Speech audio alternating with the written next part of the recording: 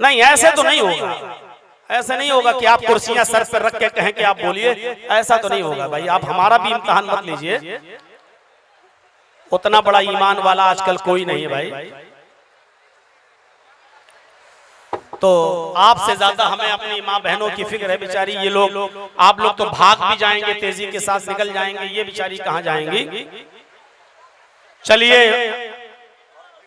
अल्लाह ताला इस इजलास को जिस पोजीशन में भी उसने ये हुआ है, हम अपनी इस तकदीर पर खुश हैं और अल्लाह रब्बुल आलमीन से दुआ है कि इस बारिश को हमारे लिए रहमत की बारिश बना। और इस इजलास में जिन लोगों ने बढ़ चढ़ कर हिस्सा लिया, अल्लाह रब्बुल आलमीन उनको पूरा पूरा अजर अजीम अता फरमाए। और इंशाअल्लाह ये मेरा वादा रहा आपसे कि अगर मुझे जिंदगी रही तो इस महीने के लास्ट तक या अगले महीने जून में बकरीद के बाद एक जुमा में इस मस्जिद में इंशाअल्लाह आपके यहाँ आऊंगा और अपनी तरफ से आऊंगा। ये मेरी तरफ से एक वादा रहा। एक जुमे का खुतबा मैं आपको दूंगा। इस्लामी ख्वातीन, माँ और बहनों, कौम व मिल्लत के लायक पर नौजवानों, मौसम हमारा इम्तहान ले रहा है और हमें इस इम्तहान में कामयाब होना है। मुझे ये देखना है कि आप पहले भागते हैं या ये मौलाना हजरात हम लोग पहले भागते हैं। ये मौसम आंख मचोली कर रहा है हम लोगों के साथ। इतना याद रखिए, भागने में जैसे नेता लोग आगे रहते हैं, ऐसे मौलवी लोग भी आगे रहते हैं। लेकिन आज आपका इम्तिहान है। बहुत मुद्दतों के बाद और बड़े अरमानों के साथ इजलास कमेटी ने ये प्रोग्राम यहाँ मुनाकिद किया है। इनके अरमानों पर आप पानी मत फिरिए। जब बहुत तेज बारिश होगी तो हम भी यहाँ से भागेंगे, फिर आप भी जाइएगा। और जब तक बर्दाश्त करने के लायक है तब तक आप बर्दाश्त कीजिए, ये सोच कर कि ये तो छोटी सी परेशानी है, छोटी सी मुसीबत है। सहाबे किराम तो रोजे की हालत में रोजा रखकर अपनी जान ले जाकर मैदाने जंग में कूद जाया करते थे और वो अपनी गर्दनें तक कटा दिया करते थे इस्लाम की खातिर, ईमान की खातिर। आज मेरे भाइयों, हम इस इस्लाम के खातिर, ईमान के खातिर हम कितना बर्दाश्त कर सकते हैं, ये थोड़ा सा देखना है। हिम्मत है? जिसके जेबों में 500 और 1000 रुपयों के नोट हो और वो भीगने का डर हो, वो जाए।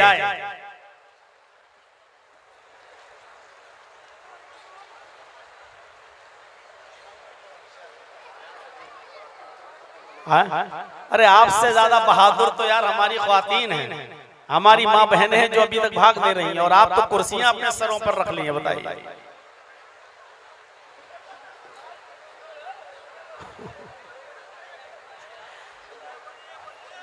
अरे ऐसे नहीं बोला जाएगा। आप बैठिए इत्मीनान से, हम भागेंगे नहीं। अब आप सोचोगे हमारे ऊपर तो शामियाना है इसलिए मौलाना साहब नहीं भाग रहे। यही सबसे पहले गिरेगा, जब पानी इस पर भरेगा तो यही सबसे पहले गिरेगा। हम आपसे डबल मुसीबत में हैं।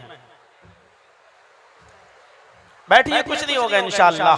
दुआ कीजिए अल्लाह ताला से, अल्लाह रब्बुल आलमीन। देखिए, जो कुछ भी होता है उसमें खैर होता है। ये अलग बात है कि हम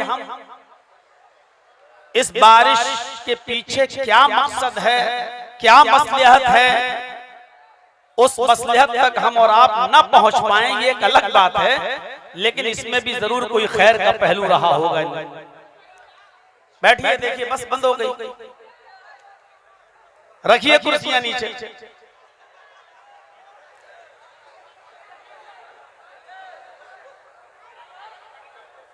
एक बात याद रखिएगा, जिन्होंने कुर्सियां सरों पर नहीं रखी हैं उनको ज्यादा सवाब मिलेगा। आप लोगों ने तो बचाव इख्तियार किया है। रखिए कुर्सियां नीचे, रखिए।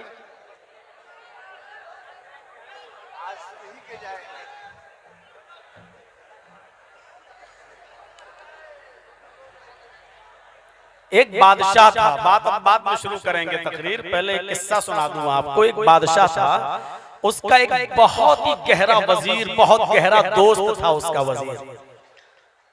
तो बादशाह एक बार फल काट रहा था, कोई सेब वगैरह काट रहा था, और काटते काटते उसकी अचानक वो छुरी उसकी उंगली पर चल गई और उसकी उंगली कट गई। तो जब उसकी उंगली कटी तो उसकी जबान से निकला आह, आह मैं मर गया, आह। उसकी उंगली से खून निकला। तो वजीर ने उस उंगली से निकलते हुए खून को देखकर कहा कि अरे कोई बात नहीं, कोई बात नहीं, अल्लाह जो करता है वो अच्छा ही करता है। अब बादशाह को बड़ा गुस्सा आया, कमीना मेरी तो उंगली कट गई और ये जो कह रहा है कि अल्लाह जो करता है वो अच्छा ही करता है, कितना बड़ा कमीना इंसान। बादशाह मौके की नजाकत को देख रहा था और मौका ढूंढ रहा था कि कब मुझे मौका मिले। तो एक दिन अपने वजीर के साथ शिकार खेलने के लिए गया जंगल में, और शिकार खेलते खेलते ये काफी दूर निकल गया और रास्ते में जंगल में इन लोगों ने खाना खाया। जब पानी पीने की जरूरत पड़ी तो बादशाह ने वजीर से कहा ये कुएं से पानी खींच लो। तो वजीर जब कुएं के करीब गया और झांक कर देखा कि काफी गहरा है कुआं और उसमें बाल्टी डाल रहा था रस्सी बांधकर, बादशाह ने उस वजीर को धक्का देकर कुएं में फेंक दिया, गिरा दिया। अब वजीर तो कुएं में गिर गया। वजीर, बादशाह ने कहा वजीर कहो क्या हाल है, हमने कुएं में तुम्हें धक्का दे दिया, गिरा दिया, फेंक दिया, क्या हाल है? मेरी उंगली कटी थी तो बड़ा खुश था, अल्लाह जो करता है अच्छा ही करता है। अब मैंने तुझे जो धक्का देकर कुएं में फेंका, बोल अब क्या कहेगा?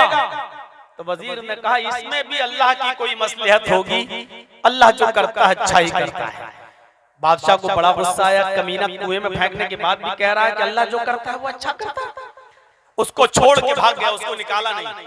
बादशाह आगे बढ़ गया, घोड़े पर बैठा और रेस लगाई और दौड़ता हुआ आगे निकल गया। लेकिन रास्ता वजीर को मालूम था, बादशाह रास्ता भूल गया और वो किसी दूसरे बादशाह की सरहद में दाखिल हो गया और वहां पकड़ा गया। और वहां के लोग किसी आदमी को ढूंढ रहे थे, क्योंकि उनका अकीदा था कि मेरी देवी या देवता पर जब तक किसी अच्छे इंसान की बलि न चढ़ाई जाए तब तक वो प्रसन्न नहीं होते, खुश नहीं होते। लिहाजा ये आदमी पकड़ा गया, इसको हम अपनी देवी देवता के नाम पर हम बलि चढ़ा देंगे। इसको पकड़ा। अब ये कहता भाई मुझे कहाँ ले जा रहे हो? कहा बलि देने के लिए। अरे मैं तो बादशाह हूँ फला मुल्क का। तो इन लोगों ने कहा तब तो हमारी देवी और खुश हो जाएंगी, बादशाह हो, बादशाह की बलि दी तब तो और ज्यादा खुश हो जाएंगे। जब इसको बलि देने के लिए वहां पहुंचाया गया और वहां जो पंडित बैठा हुआ था उसको चेक कराया जाता था कि देखो इस आदमी को बलि देने के लिए हम लाए हैं। उस आदमी ने जब इसको चेक किया, उस पंडित ने जब इसको चेक किया बादशाह को, तो चेक करने के बाद इस नतीजे पे पहुंचा कि इसकी उंगली कटी हुई है।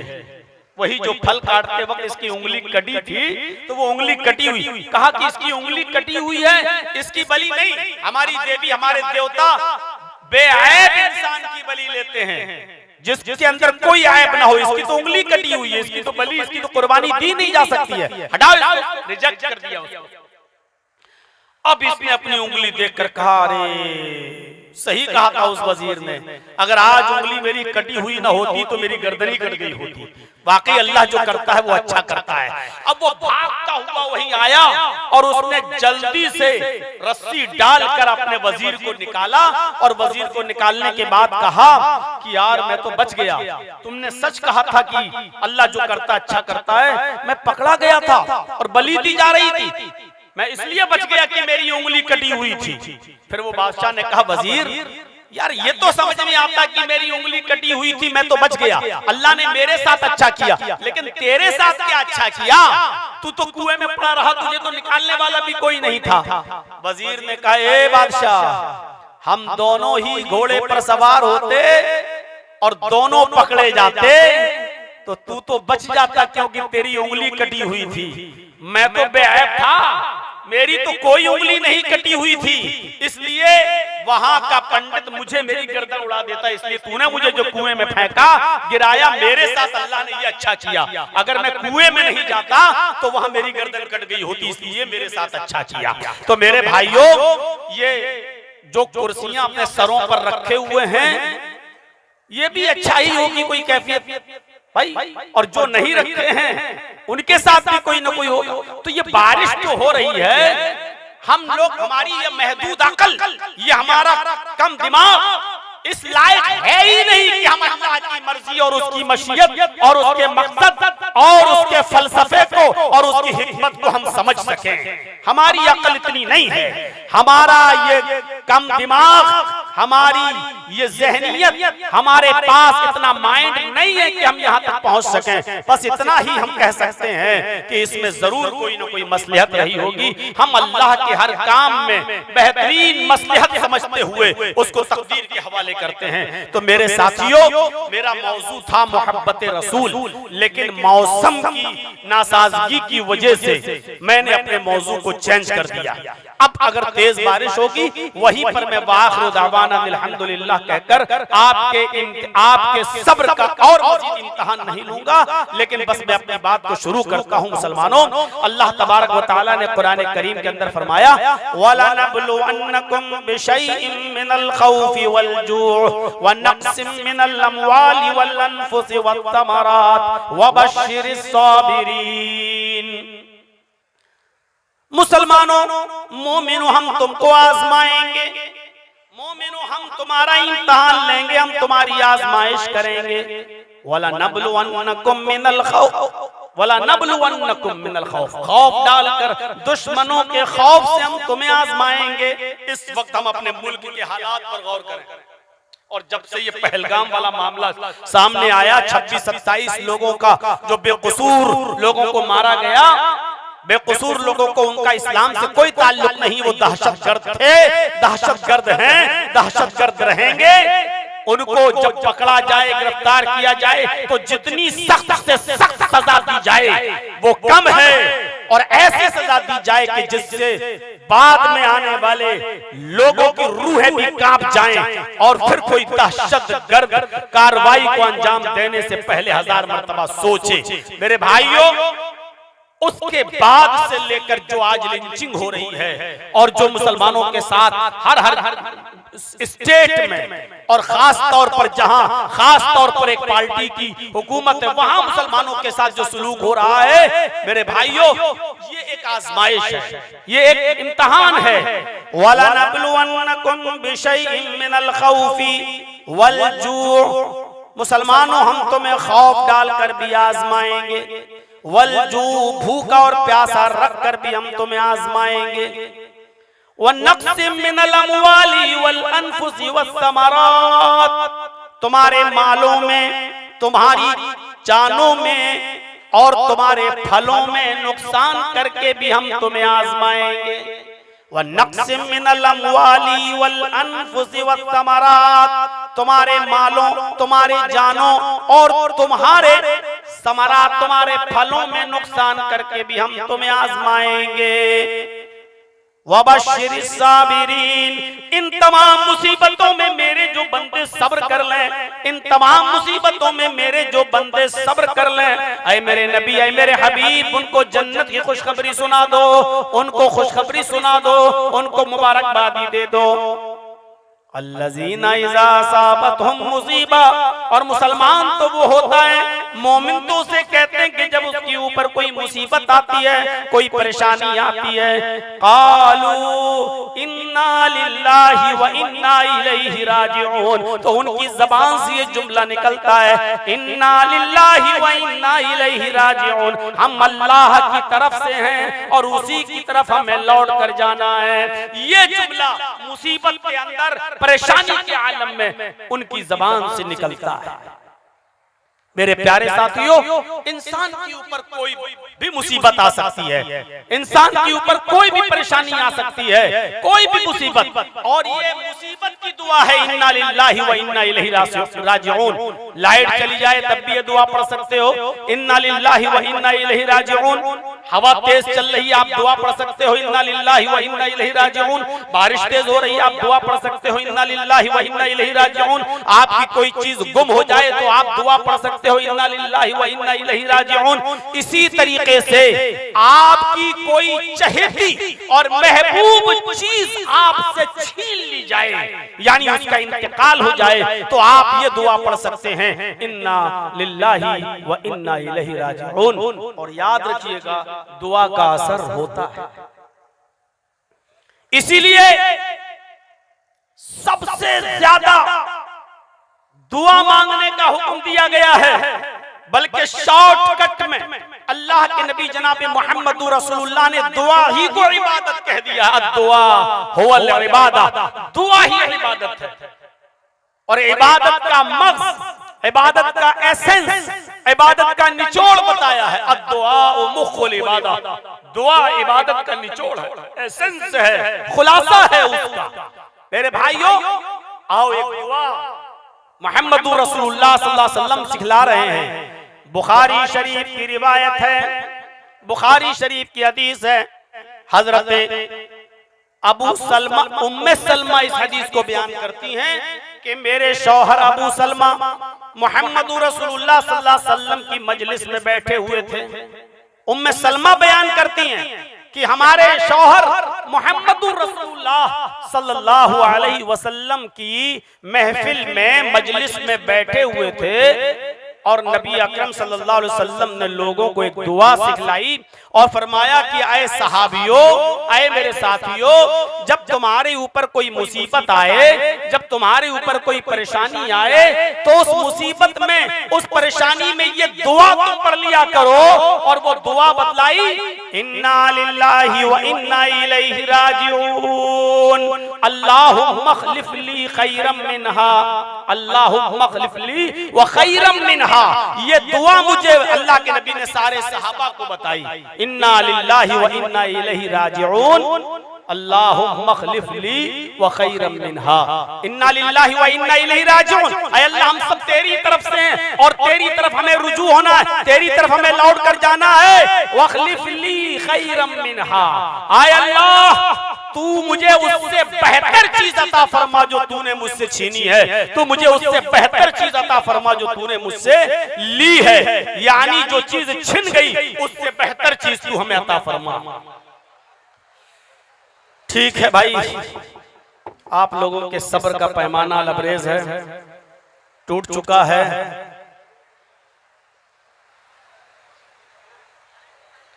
जब ड्राइवर के साथ पैसेंजर उसका साथ देने वाले हों, तब ड्राइवर को गाड़ी चलाने में मजा आता है। और ड्राइवर के बगल में जब पैसेंजर सो जाए तो ड्राइवर की भी आंख ऊँघने लगती है। और फिर बारिश अब तेज भी है। नहीं, ऐसे तो नहीं होगा, ऐसे नहीं होगा कि आप कुर्सियां सर पर रख के कहें कि आप बोलिए, ऐसा तो नहीं होगा भाई। आप हमारा भी इम्तिहान मत लीजिए, उतना बड़ा ईमान वाला आजकल कोई नहीं है भाई। तो आपसे ज्यादा हमें अपनी माँ बहनों की फिक्र है। बेचारी ये लोग, आप लोग तो भाग भी जाएंगे, तेजी के साथ निकल जाएंगे, ये बेचारी कहाँ जाएंगी। चलिए, अल्लाह ताला इस इजलास को जिस पोजीशन में भी उसने ये हुआ है, हम अपनी इस तकदीर पर खुश हैं। और अल्लाह रब्बुल आलमीन से दुआ है कि इस बारिश को हमारे लिए रहमत की बारिश बना। और इस इजलास में जिन लोगों ने बढ़ चढ़ कर हिस्सा लिया, अल्लाह रब्बुल आलमीन उनको पूरा पूरा अजर अजीम अता फरमाए। और इंशाअल्लाह ये मेरा वादा रहा आपसे कि अगर मुझे जिंदगी रही तो इस महीने के लास्ट तक या अगले महीने जून में बकरीद के बाद एक जुमा में इस मस्जिद में इंशाअल्लाह आपके यहाँ आऊंगा और अपनी तरफ से आऊंगा। ये मेरी तरफ से एक वादा रहा। एक जुमे का खुतबा मैं आपको दूंगा। दुआ कीजिए अल्लाह रब्बुल आलमीन हमें आपको सेहत और तंदुरुस्ती से रखे। अस्सलामु अलैकुम व रहमतुल्लाहि व बरकातुहू। जुमे के खुतबे के अलावा रात का बयान भी शेख उसकी कुर्बानी दें इंशाअल्लाह। इंशाअल्लाह चलिए, एक जुमे का खुतबा हमारी तरफ से रहेगा और फिर शाम को प्रोग्राम भी हो जाएगा इंशाअल्लाह।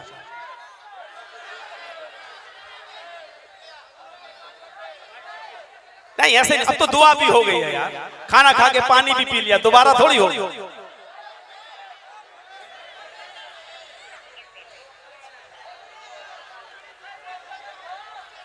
नहीं, अब सुनिए, सबका ख्याल रखना चाहिए और जंग नहीं करना चाहिए। जब ये मौसम देख रहे हैं तो ठीक है, अब जंग नहीं करना चाहिए।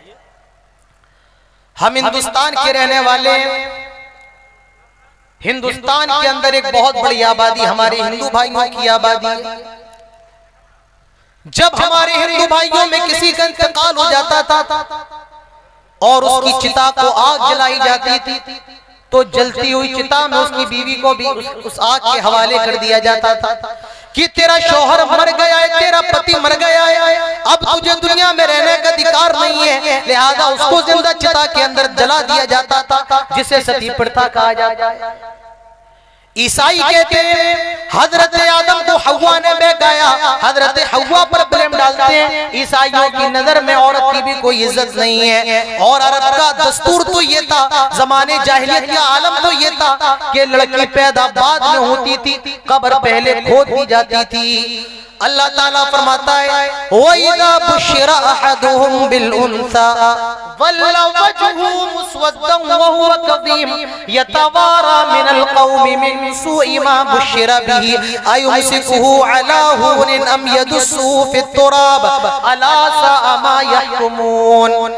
जब ज़माने जाहिलियत में किसी को ये बताया जाता था कि तेरे घर में लड़की पैदा हुई है, और कुरान ने उसको बशारत से ताबीर किया है, जब किसी को ये खुशखबरी दी जाती थी तेरे घर में लड़की पैदा हुई, वल्ला वजहु मुस्वद्दा व हुवा कदीम, वो अपना चेहरा कौम से समाज से छिपाए फिरता था, मारे गुस्से में उसका चेहरा काला हो जाता था। यतवारा मिनल कौमि मिन सुइ मा बुशिरा बिही अयुमसिकुहु अला हुन अम यदुसुहु फित तुराब अला सा मा यहकुमून। और वो सोचता था कि जिल्लत के साथ इस बच्ची की परवरिश कर लेते हैं या इसको जमीन में दरगोर कर देते हैं। अला सा मा यहकुमून, वो कितना खराब फैसला करते थे। ज़माने जाहिलियत में जिंदा लड़कियों को दफना दिया जाता था, लेकिन इस्लाम कहता है मन इब्तुलिया मिन हादिहिल बनाति बिशैइन फअहसना इलैहिन्ना कुन्ना सितरम मिनन नार। जो बच्चियों के जरिए आजमाया जाए, यानी अल्लाह ताला जिसको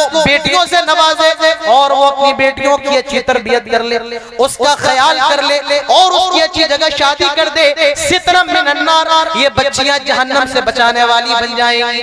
नबी अकरम सल्लल्लाहु अलैहि वसल्लम ने फरमाया मन आला जारियतैन हत्ता तबलुगा जा यौमल क़ियामा अना व हुवा कदा बदम असाबिहु। जिसके पास दो बेटियां हैं, दो बेटी वाले खुश हो जाएं। अल्लाह के नबी ने फरमाया जिसके पास दो बेटियां हैं और वो अपनी बेटियों की अच्छी परवरिश करता है, उसको दीनदार बनाता है और उसकी अच्छी जगह शादी कर देता है, ऐसा बाप और अल्लाह के नबी जन्नत में इतने ज्यादा, क़यामत में इतने ज्यादा नजदीक होंगे। आपने अपनी दोनों उंगलियों को मिला करके फरमाया जितनी करीब ये दोनों उंगलियां हैं। इस्लाम ने ये मकाम औरत को दिया। अगर वो बेटी है और कोई अपनी बेटियों की अच्छी परवरिश कर ले, अल्लाह के नबी सल्लल्लाहु अलैहि वसल्लम फरमाते हैं ऐसा बाप और अल्लाह के हबीब क़यामत के रोज इतने करीब होंगे। आपने अपनी दोनों उंगलियों को मिलाकर के फरमाया। इस्लाम ने औरत को कितना अजीम मकाम दिया है। ये हदीस आपने बहुत सुनी होगी। अल्लाह के नबी फरमाते हैं अय्युम इम्रातिन नकहत बिगैर इज़्निन वलियहा फनिकाहुहा बातिलुन फनिकाहुहा बातिलुन। जो औरत बगैर वली की इजाजत के शादी कर ले उसका निकाह बातिल है, बातिल है, बातिल है। कोई लड़की किसी लड़के के साथ भाग जाए, बाप राजी नहीं है और उसने शादी कर ली, ये निकाह बातिल है। मालूम ये चला कि हमारी शरीयत के अंदर कोर्ट मैरिज की भी कोई गुंजाइश नहीं है, तो अल्लाह के नबी ने फरमाया बगैर वली के कोई लड़की शादी कर ले उसका निकाह बातिल होगा। लेकिन मैं आज आपको एक नई हदीस सुनाने जा रहा हूँ। नई हदीस का मतलब हो सकता है कि हदीस आपके लिए नई। अल्लाह के नबी सल्लल्लाहु अलैहि वसल्लम फरमाते हैं वला तुनकाहुल मरअतु हत्ता वला तुनकाहुल बिक्रू हत्ता तस्ताज़न। कोई लड़की जो अनमैरिड है, बाकिरा है, उसकी शादी तब तक नहीं हो सकती है जब तक कि वो इजाजत ना दे दे। हमारी शरीयत कहती है जब तक कोई लड़की किसी लड़के के साथ निकाह करने पर राजी ना हो उसकी शादी करवाना जायज नहीं है। लड़का कितना ही ज्यादा पैसे वाला क्यों ना हो, लेकिन लड़की राजी नहीं है, उसकी शादी नहीं की जाएगी। बाप का मेरे दोस्त का बेटा है, उसकी सरकारी नौकरी, मेरे दोस्त का बेटा है, बहुत पैसे वाला है। इस्लाम कहता है अगर लड़की राजी नहीं है तो बगैर रजामंदी की शादी करना जायज और दुरुस्त नहीं है। ये इस्लाम ने औरत को मकाम दिया है। इन तमाम चीजों को सुनने के बाद कौन कह सकता है कि इस्लाम ने औरत को जलील किया है। वक्त इतना नहीं है कि मैं हर चीज को खोल के बयान करूं, बहुत जल्दी जल्दी गुजर रहा हूं। साहबा इकराम अल्लाह के नबी के पास आए कि अल्लाह के नबी हैज का क्या मामला है। अल्लाह ताला ने अपनी बंदियों पर एक तकलीफ को डाला है और वो ये है कि हर महीने उनको ब्लड आता है, हैज का खून आता है। साहबा इकराम आए कि अल्लाह के नबी हम क्या करें हैज की हालत में अपनी बीवियों के साथ, क्योंकि यहूदी हालत हैज में अपनी बीवियों को बिल्कुल छोड़ देते थे, ना तो उनके साथ खाना खाते ना उनके साथ घर में रहते, उसको अलग कमरे में लिटाते, खुद अलग कमरे में लेटते। तो साहबा इकराम अल्लाह के नबी से कहते हैं अल्लाह के नबी क्या करें अपनी बीवियों के साथ। वयसलूनका अनिल महीद कुल हुवा अदा फअतज़िलुन निसा फिल महीद। आए हमारे नबी ये लोग आपसे हैज के बारे में सवाल करते हैं, आप जवाब दे दे कुल हुवा अदा वो नापाक है, फअतज़िलुन निसा फिल महीद हालत हैज में औरत के साथ हम बिस्तरी करना जायज नहीं है। यहूदियों ने बिल्कुल छोड़ दिया हालत हैज में, ना तो उनके हाथ का बना हुआ खाना खाते ना उनके साथ सोते, कमरा भी अलग कर देते, बिल्कुल औरतों को किनारे डाल देते, साइड में डाल देते। और हालत हैज में ईसाई जबरदस्ती अपनी बीवियों से मुकारबत करते। हमारा इस्लाम कहता है बीवी अगर हालत हैज में सिर्फ हम बिस्तरी करना हराम है, उसके अलावा बीवी के साथ खाना जायज है, बीवी के हाथ की बनी हुई रोटी खाना जायज है, उसके हाथ का बना हुआ चावल खाना जायज है, उसके साथ एक बिस्तर में सोना जायज है, उसका बोसो किनार जायज है, सिर्फ हम बिस्तरी जायज नहीं है। और अल्लाह के नबी सल्लल्लाहु अलैहि वसल्लम ने अपने अमल से ये करके भी दिखाया। हजरत आयशा फरमाती हैं नबी अकरम सल्लल्लाहु अलैहि वसल्लम जब मैं हालत हैज में हुआ करती थी, नबी गिलास में जिस गिलास से पानी पीती और एक गिलास में जहां अपना होंठ रखती, अल्लाह के प्यारे नबी सल्लल्लाहु अलैहि वसल्लम उसी जगह पर अपना होंठ रख करके पानी पीते। और यहूदियों को ये पैगाम दिया गया है, आई यहूदियों पीरियड में औरत नापाक नहीं है, हाँ बस हम बिस्तरी करना जायज नहीं है, उसके अलावा झूठा खाना जायज है, पानी पीना जायज है, खाना खाना जायज है। हजरत आयशा ने तो यहाँ तक क्या डाला, मैं गोश्त खाती थी हड्डी, और जब खा करके उसको रख देती, अल्लाह के नबी उस हड्डी को उठाते और जहां से मैंने खाया होता वहां से अल्लाह के नबी खाते। तो इस्लाम कहता है हालत हैज में औरत से मुकारबत करना हराम है और उसके अलावा बीवी से सब कुछ करना जायज है। कहा जाता है कि मियां बीवी के साथ जन्म जन्म का साथ है। हमारे यहाँ भी यही कॉन्सेप्ट है, मियां बीवी के साथ जन्म जन्म का साथ। एक जन्म तो दुनिया का जन्म है और दूसरा जन्म वो मरने के बाद का जन्म, जन्नत का जन्म। हमारे यहाँ भी ये कॉन्सेप्ट है, लेकिन हमारा इस्लाम कहता है अगर बीवी मर जाए, उसका इंतकाल हो जाए, तब भी उसकी मोहब्बत दिल में होना चाहिए, उसकी हमदर्दी दिल में होना चाहिए। और ये हमारे नबी, हमारे दिलों की धड़कन जनाब मोहम्मद रसूलुल्लाह सल्लल्लाहु अलैहि वसल्लम ने करके बताया है। अल्लाह के नबी सल्लल्लाहु अलैहि वसल्लम दस्तरखान पर है, हजरत आयशा ने गोश्त दिया, नबी अकरम सल्लल्लाहु अलैहि वसल्लम ने नहीं खाया और फरमाया आयशा मुझे अपनी बीवी खदीजा की याद आ रही है, पहले इस गोश्त को मेरी बीवी खदीजा की सहेलियों में तकसीम करो, उसके बाद मैं खाऊंगा। नबी ने ये बताया तुम्हारी बीवी मर जाए तब भी उसके लिए दिल में मोहब्बत होना चाहिए, हमदर्दी होना चाहिए, प्यार होना चाहिए। मर्दों को जन्नत में जाने के लिए कितनी मेहनत करना, औरतें 4 काम करना। अल्लाह के नबी फरमाते हैं 4 काम कर ले औरतें, सल्लत खम्सा 5 टाइम की नमाज पढ़ ले, 5 वक्त की नमाज, फज्र ज़ोहर असर मगरिब इशा 5 टाइम की नमाज पढ़ ले। और ये मसला भी याद रखें हालत हैज के अंदर नमाज माफ है, लेकिन रोजा माफ नहीं है, रोजे को छोड़ देना है लेकिन बाद में पूरा करना है, लेकिन नमाज माफ है। अल्लाह के नबी फरमाते हैं जो औरत 5 टाइम की नमाज पढ़ ले, अलमरतु इदा सल्लत खम्सा 5 टाइम की नमाज। बड़े अफसोस के साथ कहना पड़ेगा हमारे मर्द हजरात तो मस्जिदों में आकर के नमाज पढ़ते हैं, लेकिन हमारे घरों की खवातीन को इसकी भी तौफीक नहीं है कि वो अपने घरों के अंदर नमाज पढ़ ले। मर्द तो मस्जिद में आकर नमाज पढ़ लेता है, लेकिन औरतें घर में रह करके भी नमाज नहीं पढ़ती हैं। अल्लाह के नबी फरमाते हैं जो औरत 5 टाइम की नमाज पढ़ ले, अजान होती है तो खवातीन अपने ऊपर चादर डाल लेती, दुपट्टा डाल लेती। दुपट्टा डालने से नमाज नहीं होती है, नमाज पढ़ने से होगी।